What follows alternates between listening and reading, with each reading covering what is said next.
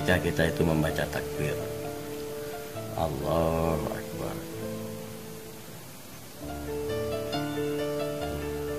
Sebelumnya kita itu sudah mempunyai niat, ya. Aku ganti sembahyang, lah niat saat terengnya muni Allah Akbar, ya kan kita sudah niat. Ketika kita membaca takbir Allahu Akbar, itu kan disertai dengan niat ingsun sholat maghrib 3 rakaat kali ngadep kiblat fardu krana Allah Ta'ala, kan ngoten ya, biasalah ngoten lah.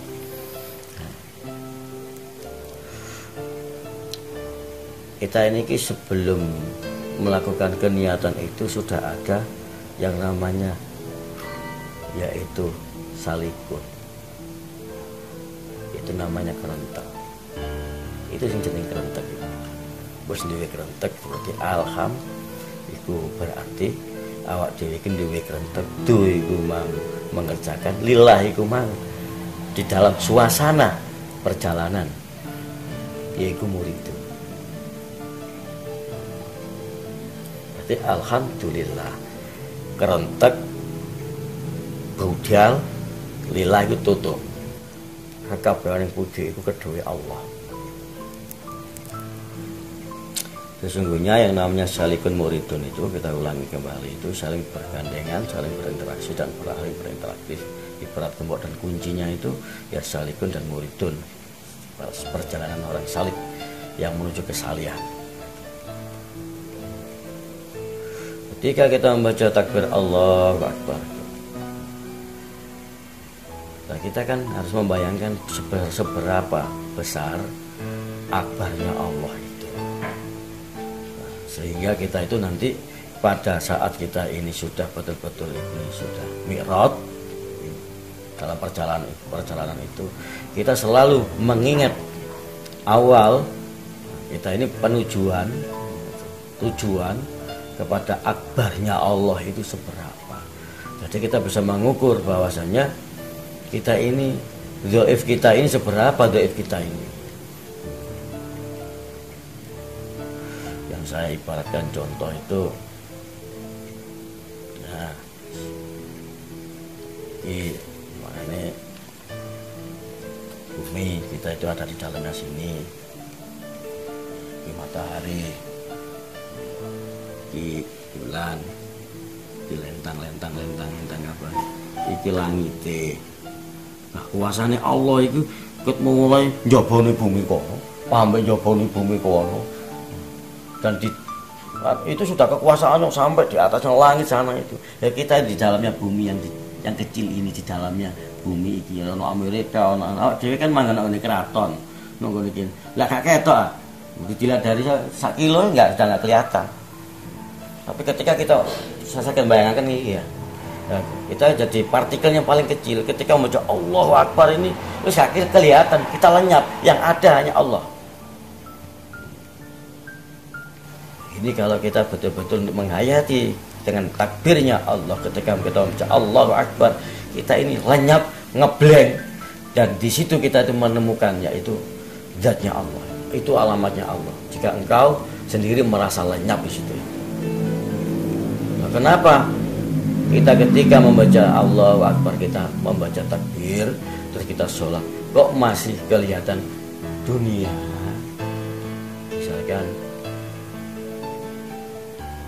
pas sholat, di tengah-tengah sholat, iya, saya tadi kan naruh korean di situ, jadi waduh, saya pas sholat kok tidak ada. Tapi pada waktu itu ingat pada waktu itu, iya kayak masya Allah.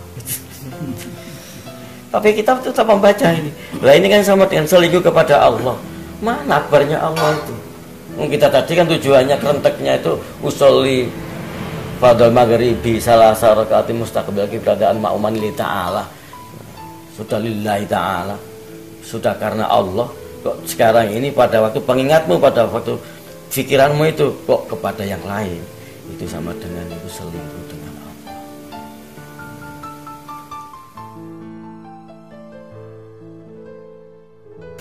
Terus mana mi'raj kita itu kepada Allah yang namanya as-salatu mi'rajul mu'minin itu. Kenapa kita kok pada waktu itu kelihatan sesuatu yang lain, kok nggak bisa khusyuk? Karena pada waktu kita di sholat, hatimu itu tidak ada di atas sajadah. Ini lanyap tangannya kalau mek jasa itu, mek takbir itu. Iku sing disebut badan sholat. Utawa iku man jasa itu sing sholat. Sana mboten sah. Jasa itu sing sholat e. Awake atine selingkuh masa. Iku manggon syariat. Iku disebut sholat sing syariat. Nganggo akan wudu, rukuk, sujud ya maca, iku disebut badan sholat. Sana mboten sah. Iku dumune ana ing sholat jamaah. Male gak sembayang. Tapi hati ini memang selalu ingat dengan kehadirannya Allah. Itu namanya sholat khojib. Wudune gunakan seliro, memang hanya menggunakan batin saja. Saya pokoknya itu sabar, tidak jelek sama orang lain, dan saya selalu mengingat kehadirannya Allah, dan setelah saya tahu bahwasanya saya ini juga diciptakan oleh Allah. Itu namanya sholat hati. Ada yang melakukan seperti begitu, tapi gak sholat. Sana mboten sah. Gak sah. Mangene wonten toriko. Mangene. Bukan kok orang toriko perjalanan seperti itu, tidak. Itu disebut mangene wonten toriko. Hatinya zikir terus. Ada lagi namanya sholat sukmo. Sholat kesabaran. Manggone wonten sukmane. Seakan-akan awake ku wis lenyap. Pas pada waktu maghrib semedi. Seakan-akan laporan, gak ada wudu blas. Iku jenenge sholat sukmo. Manggone wonten hakikat. Termasuk sana mboten sah. Karena Kanjeng Nabi tidak menganjurkan seperti itu. Lagi sholat daim. Sholat daim itu semuanya ini disolati. Yang namanya sholat itu bukan itu. Kita garis bawahi, namanya sholat itu bukan terus takbir Allahu Akbar. Ini gerakan sholat, ini jenis sembahyang. Tapi ketika kita ngomong sholat, berarti selalu setiap waktu dia itu selalu dalam kehadiran Allah di sholat hari. Sholat sinambi lumampah, ambisu kalian wicanten. Ketokane bisu, tapi hatinya usilah pada Allah. Sholat hari itu sana mboten sah. Itu termasuk bagiannya soal namanya sholat roh. Lah, yang sah bagaimana? Ya, yang ketiga, keempat-empatnya tadi itu harus digabung jadi satu, itu menjadi sah. Badani sholat Allahu Akbar, syariati. Hatinya sholat. Inna sholata tanha anil fahsya'i wal munkar wa la dzikrullahu akbar. Nek wong sing iku mang jarene katanya dia itu sholat. Tapi kalau orang ini kok masih melakukan kemungkaran, berarti sholatnya tidak sah. Paham ya? Berarti hatinya tidak sholat. Berarti hanya pedot atau putus. Namanya torekatnya putus. Sudah ada undang-undangnya. Inna sholata tanha anil fahsya'i wal munkar wa la dzikrullahu akbar. Setelah hatinya sholat, karena orang ini teman, sobar, tidak pernah bujuki orang lain, badannya sholat, hatinya sholat, sukmoni sholat, rohnya juga disolati juga. Itu insya Allah akan bisa mencapai atau bisa wusul kepada Allah. Cara Jawane bisa wusul dening Allah. Itu bisa ketemu Allah. Wusul itu dalam perjumpaan Allah. Waktu kita sholat, pakai khusyuk kita sholat mau berwaktu. Bukan nyolong rek cepet-cepet saya ini. Nah, inilah paling Gusti Allah kamu kesampingkan. Dan di situ itu. Nah, dulu pas mondok pokoknya sholat itu rukunya seperti ini. Jadi sulam safina. Sulam safina itu kita gini Allahu Akbar. Misalnya begini. Kok melihat orang lain gitu itu pokoknya bukan begini loh ya. Ini atau oleh matanya begini nggak apa-apa. Di sulam safina itu nggak apa-apa itu. Ada orang lewat dilihat gini. Tapi kita membaca nggak apa-apa itu, sudah sah saja, sah dalam syariatnya. Hati ini ya, lagi paling tembus nanggone moto iki melihat itu mangare iku rek, lah kan gitu. Jangan, udah mata dan jasad ini hadapkan kepada itu zatnya Allah, kekuasaannya Allah. Sampai kamu ketemu halnya itu merinding. Kita sholat itu, kata sowan nanggone bupati ae, sampai ngene, Gusti Allah biasa. Nah, kan gitu loh, perbedaannya di sini kamu itu hubud dunia dulmatun ya. Karena kelihatan pangkat derajatnya seorang itu bikin sehingga kamu takut, tapi kepada Allah tidak ada rasa takut sama sekali. Lah bagaimana cara untuk membangkitkan rasa takut itu tadi? Ini ngaji. Caranya untuk membangkitkan, menyalakan lentera hati itu loh. Ini sebetulnya yang sulit itu di situ. Allah itu indah, keeloan, elok, indah. Di situ ada pertamanan yang indah sekali. Loh, sampai keindahan kok takut sih? Kita nggak boleh takut. Kamu boleh takut kepada jati dirimu, tidak bisa untuk uzlah kepada Allah. Iki yang perlu ditakuti. Kalau kita itu sudah bermesraan dengan Allah, Masya Allah, indah sekali. Untuk menerapkan sholat ingkang seperti itu, menggabungkan antaranya sholat yang syariat, yang ruh dan yang sukma dan yang lain itu kan, kalau untuk yang orang awam itu gimana Gus triknya untuk bisa sampai khusyuk atau bisa menggabungkan itu semua? Yang pertama itu iman dulu, setelah itu diislamkan ya, sholat itu, setelah itu ihsan. Tetap yang syariat kita hidup ini harus ada syariat hakikat ma'rifat, harus ada sampan, ada pada perahunya, juga ada nahkodahnya, juga ada dermaganya. Kalau kita itu nggawe sampan doa, terus gak dilebur nang lagat, gak dicemplung nang laut, mana bisa dapat durun holanya Allah? Ya harus dicemplung di laut, terus dinaiki. Setelah kita naiki, kita nahkoda yang betul, kita driver yang betul. Nah, kita itu baru melaju ke dalam kemakrifatan Allah atau mengenal Allah atau ngawaruhi zatullah. Nanti ada kumpulan orang-orang di surga itu nanti itu, yang grupnya orang-orang yang demen surga karena sholat, karena surga itu orang-orang itu jadi melakukan sholat karena surga ada, karena takut dengan nerakanya Allah, orang itu jadi tidak melakukan maksiat. Itu ada nanti di situ itu. Karena tapi ketika Allah menampakkan diri nyata jalla di situ itu, semuanya akan terhenti. Orang-orang itu berhenti karena semuanya itu jadi pahit.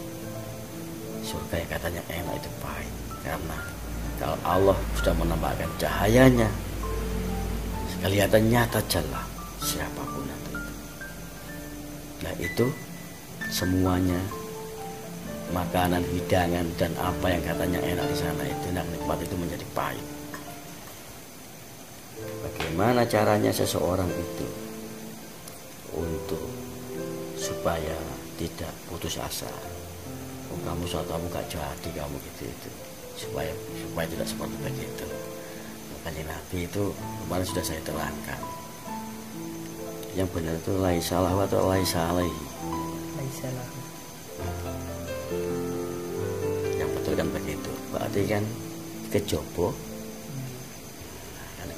Masih jek ana kedue wong iku kan gitu. Sing jenenge laisalahu itu adalah iktimat kita itu. Namanya iktimat itu karena kita sudah melakukan perintahnya Allah, ada pengerjaan itu akan dipahala, diganjar oleh Allah. Tapi pahalanya itu, ganjarannya itu tidak tujuan untuk bertemu Allah. Sesungguhnya surga itu adalah saat-saat perjumpaan dengan Allah. Itu lagunya atau pelaku orang tasawuf. Surga itu adalah saat-saat kita ketemu sama Allah. Nah, kalau kita itu mencari surga, betul-betul surga, yaitu Dzatullah itu nanti itu dalam pelukan mesra dengan Allah itu, wis gak butuh panganan apa-apa. Gitu. Sing keeram-eraman yang dulu itu sudah dijaga betul-betul dan direkso najise, dijaga betul-betul puasanya, ajek dan sebagainya itu. Tapi tujuan hati ini karena surganya Allah. Bukankah surga itu adalah juga ciptaannya Allah? Bukankah surga itu adalah masih Allah juga? Nabi Adam itu juga pernah di surga. Dan sesungguhnya surga dan dunia ini adalah sama. Maksudnya sama-sama ciptaannya Allah. Kenapa disebut surga? Karena dekat dengan rahmatnya Allah. Karena dekat dengan rahmatnya Allah itu, rahmat lil alamin itu, Nabi Adam itu manggen di sana. Tapi ketika Nabi Adam melanggar larangannya Allah, maka dia dilepas dengan surga itu menjadi dunia, bukan turun di dunia, menjadi dunia. Paham di situ? Saya kira paham ya. Jadi surga itu adalah karena dekat dengan rahmatnya Allah. Dengan rahmatnya Allah. Nah, ketika Nabi Adam itu karena melakukan kesalahan, maka rahmatnya itu dilepas oleh Allah menjadi dia kelihatan dunia, tidak diperlihatkan oleh rahmatnya Allah.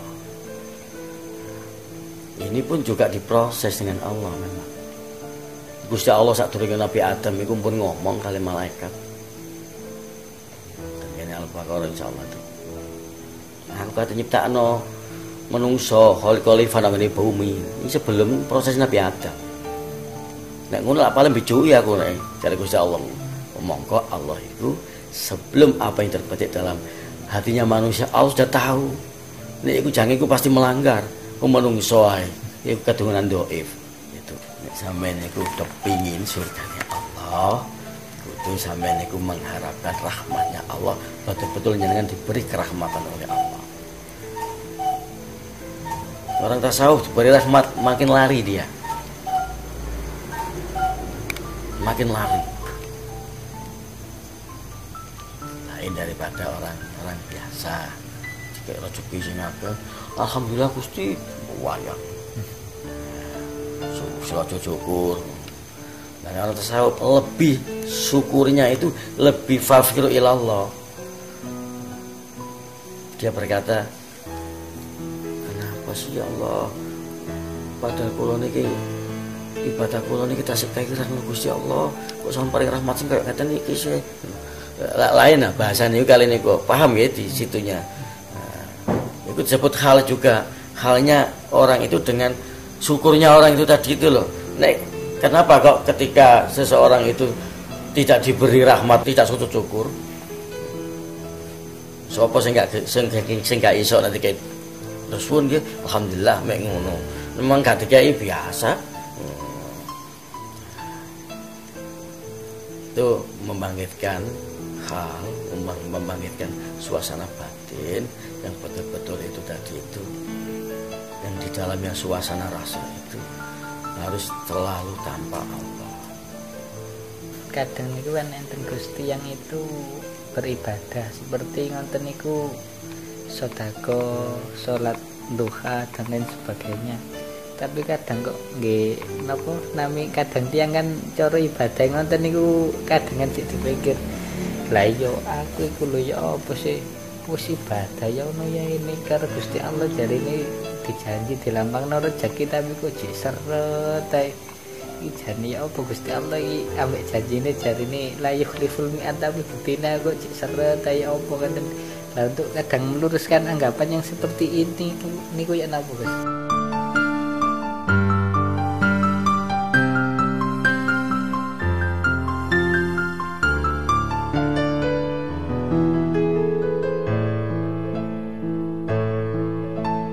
Min alamatil itimati al-almam nusun raja'in ta'udu bijalah. Min setengah alamatnya orang yang itu mengandalkan sholat, mengandalkan amalannya itu nusun raja, tipis harapannya. Inta wujudil zalali, ketika orang itu tidak bisa mewujudkan cita-citanya, berarti cita-citanya bukan karena Allah, karena sesuatu di dalam dunianya itu sendiri. Maka kita ini harus selalu ke dalam lillah bilahnya Allah. Sudah lillah bilahnya Allah. Lillah bilah Allah itu karena kita sholat ini dikuatkan dengan Allah, dan perjalanan ini adalah tujuan kepada Allah. Nanti dermaganya itu di hadapan Allah itu juga. Jadi Allah itu tidak memerintahkan, tidak pernah memerintahkan kamu itu nanti kerja ya supaya dapat uang, tidak. Kamu kerja jadi sok mangan, tidak. Justru Allah itu, kalau saya itu menghidupkan kamu, saya yang tanggung jawab. Saya yang akan menghidupimu. Jadi tugasnya ya apa awak iki? Tugasnya kita ini harus selalu mengikuti perintahnya Allah, yaitu attaqullah. Ittaqullah. Hanya keliru. Orang-orang itu kalau sholat duha supaya rezekinya lancar, ini ketingkatan yaitu derajatnya orang itu akan diberikan makom,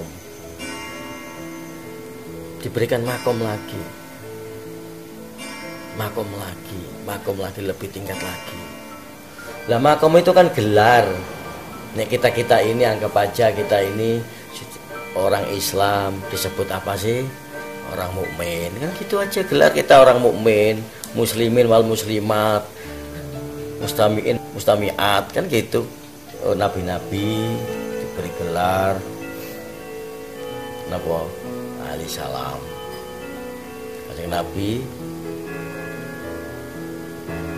sallallahu alaihi wasallam wong sing dinas oleh Allah itu nang ngene swarga.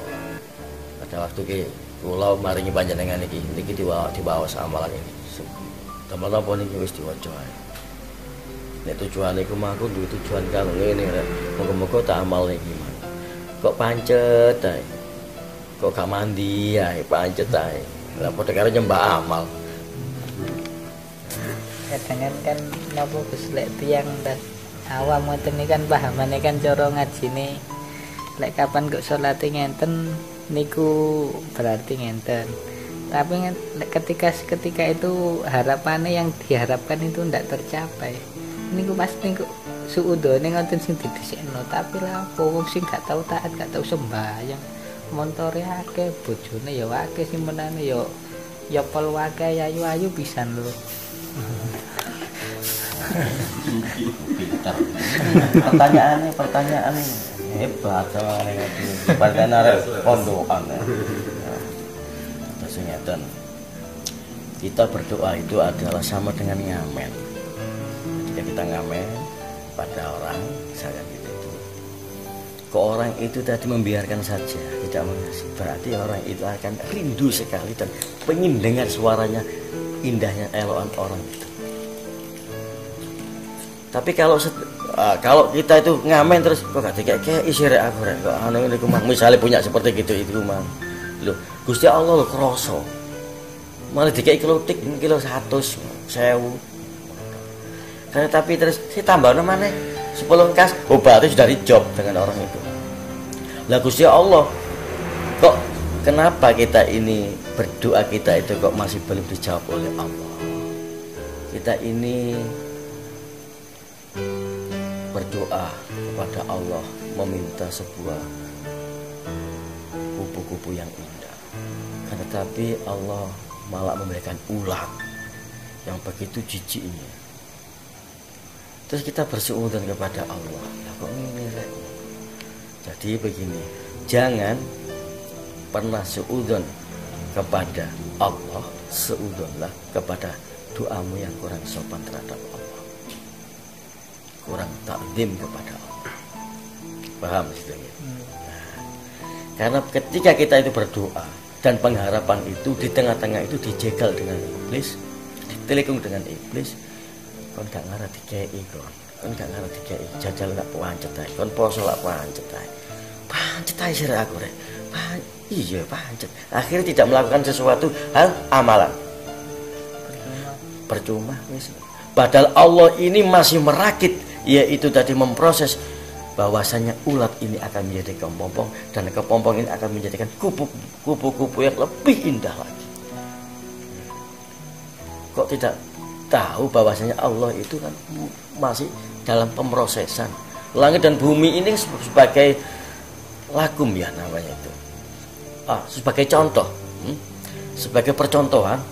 Nek Gusti Allah umpami gawe ngene, bim salah bim, bukan satu hari, satu kedip antara bumi langit semuanya ini dijadikan bisa. Kenapa kok Gusti Allah kok sampai 7 hari 7 malam ini kok pada pos? Apakah tidak sakti Gusti Allah? Jangan seperti begitu kan, jangan. Ojo suudzon dengan begitu itu. Karena ini sebagai percontohan bahwasanya semua ini adalah likulin umat dan sababa. Semua ini itu adalah sebuah proses untuk mencontohkan yang namanya sababiyah dan sebab dan sababiyahnya. Gak mungkin lah kita terus mari ngono lunga nambah berdoa kepada Allah, ya Allah kula nyuwun arta, brewok atau duit. Ya Allah kula Gusti Allah Maha anu. Ya tidak seperti itu, ya diproses. Kalau begitu kamu saya berikan kekuatan kamu. Kamu saya berikan kekuatan sehingga kamu itu nanti bisa bekerja. Kamu saya beri pikiran dari zat saya, bisa mikir pada kita ini. Akhirnya kan dia enak ke sana, akhirnya dapat pekerjaan.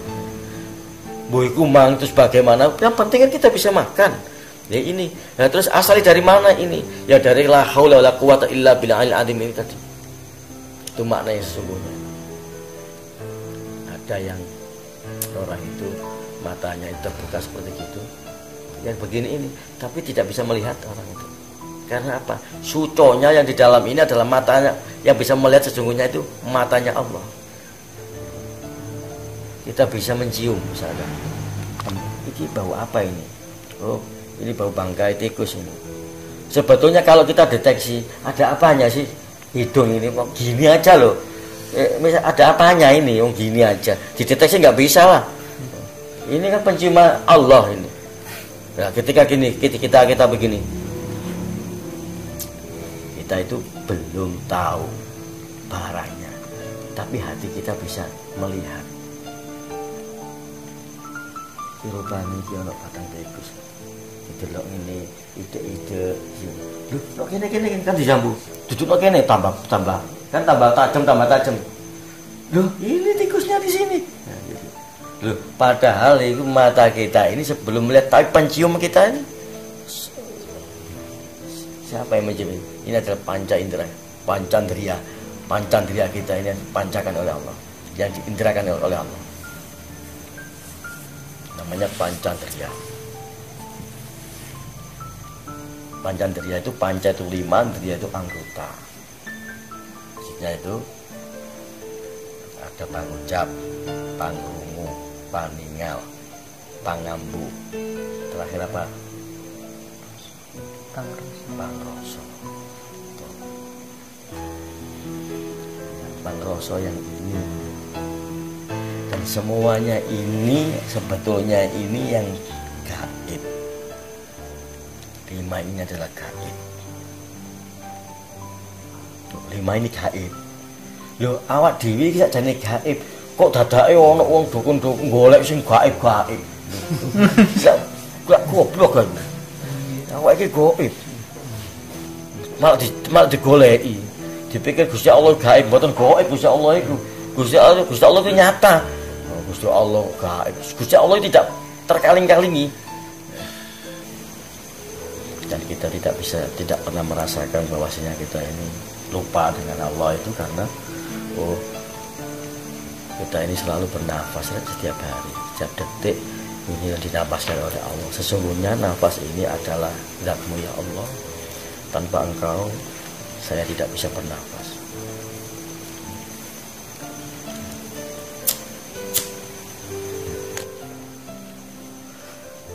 Nah nek terus marunu nek iki gak didelok, nek gak dirasakno ambek pangrasa, iki berarti orang terbuku, orang yang buta.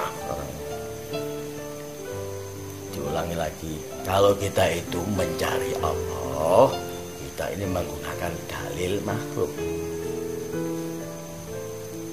Kalau kita sudah mencapai jamai, kita kembali lagi melorot mana? Oh jami terus, gurung wae mati. Kita harus kembali mencari, yaitu ciptaannya Allah menggunakan Allah. Paham ya? Paham tapi kok gak paham.